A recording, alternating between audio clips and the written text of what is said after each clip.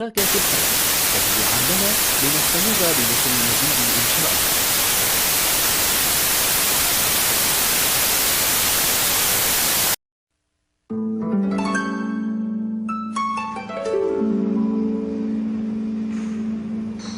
देवी आदि पराशक्ति जो शिव से भी शक्तिशाली हैं, जिनके कारण हमारा और आपका अस्तित्व है, जिनके कारण यह सृष्टि है।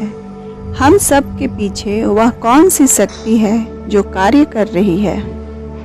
इस वीडियो में हम जानेंगे कि आदि पराशक्ति कौन है और वही सबसे शक्तिशाली क्यों है।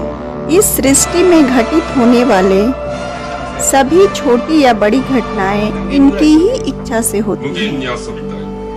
इस सब को जानने के लिए कृपया इस वीडियो को अंत तक देखें। Welcome to my YouTube channel little bit of life.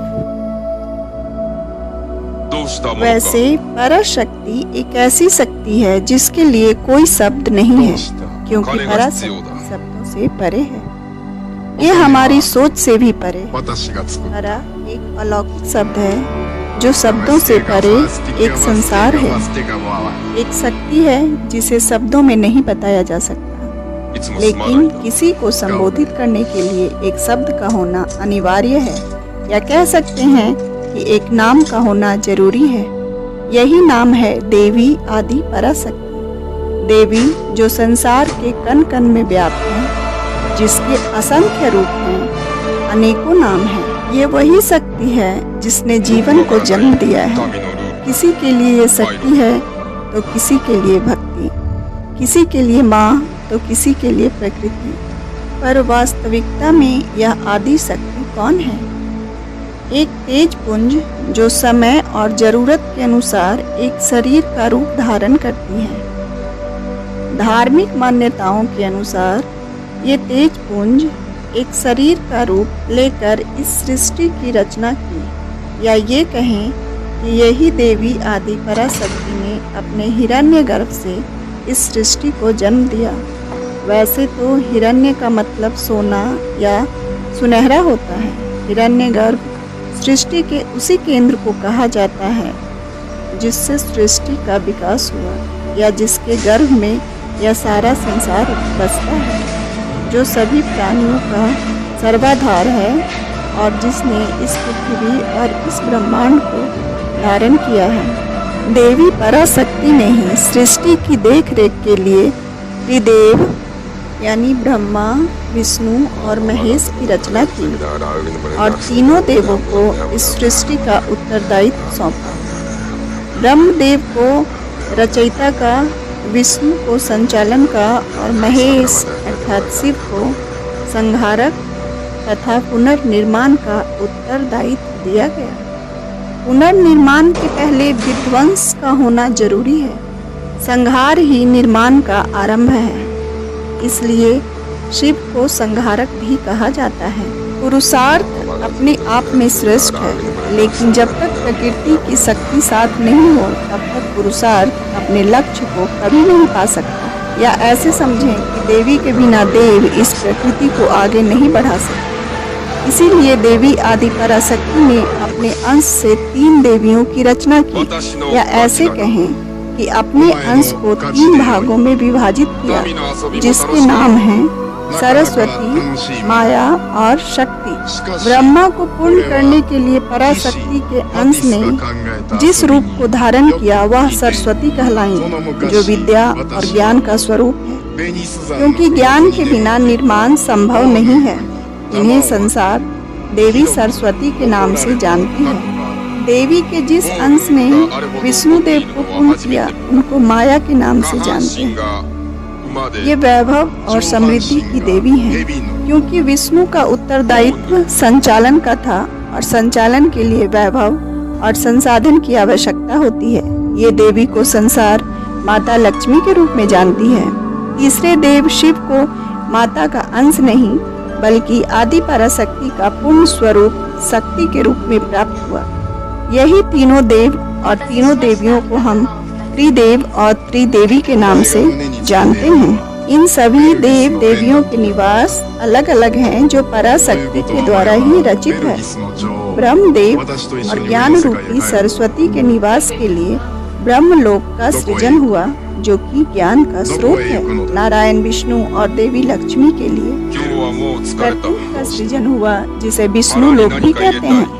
यह लोक वैभव से पूर्ण और किसी भी प्रकार की कुंठा से रहित है, इसलिए पालनहार के इस निवास को बैकुंठ धाम कहते हैं। इसी तरह शिव और शक्ति ने अपने निवास के लिए कैलाश का निर्माण किया जिसके कण कण में पवित्रता का वास था।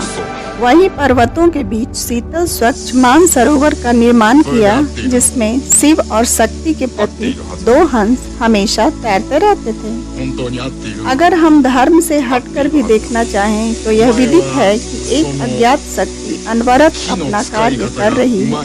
यह कोई विशेष धर्म से जुड़ी चीज नहीं है। नाम भले ही कोई और हो लेकिन कार्य वही है, सृष्टि का संचालन। हमारा होना ही उसके होने का प्रमाण है। हमारा अस्तित्व उसी शक्ति से है। हम आस्तिक या नास्तिक कुछ भी हो सकते हैं। हमारा वर्ण कुछ भी हो सकता है। हम स्त्री पुरुष या कोई जीव जंतु कुछ भी हो सकते हैं, परंतु सभी का वजूद उसी पराशक्ति से है। ये वही शक्ति है जो आपको आप और मैं को मैं बनाए हुए है। रूप रंग खुशबू वही देती है तो दूसरी ओर कुरूपता भी वही बनाए हुए है। ये वही पराशक्ति है जो सृष्टि के नियमों को बनाकर रख रही है।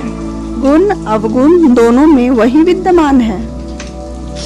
वही शक्ति जो सांसें दे रही है, वही जो प्रकाशित है, वही जो प्रकाश से जगमगा रही है और वही जो तिमिर यानी अंधकार को भी अस्तित्व प्रदान कर रही है। यही शक्ति से कोई भी जीव जन्म या मृत्यु को पाता है। हम या आप ईश्वर को मानते हैं या नहीं, यह मायने नहीं रखता। या फिर आप किस धर्म को मानते हैं ये भी मायने नहीं रखता।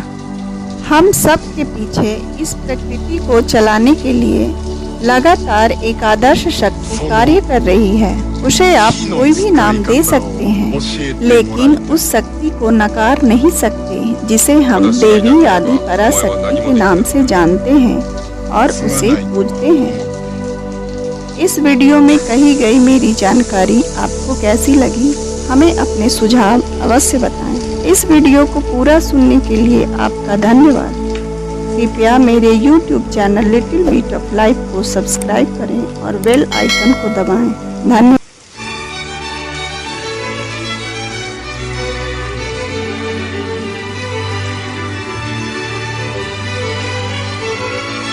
やめないか。そう使うのではない。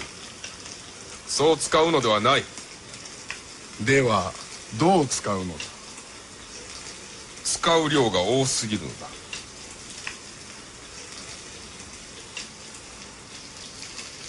美だ。これがこの世の美だ。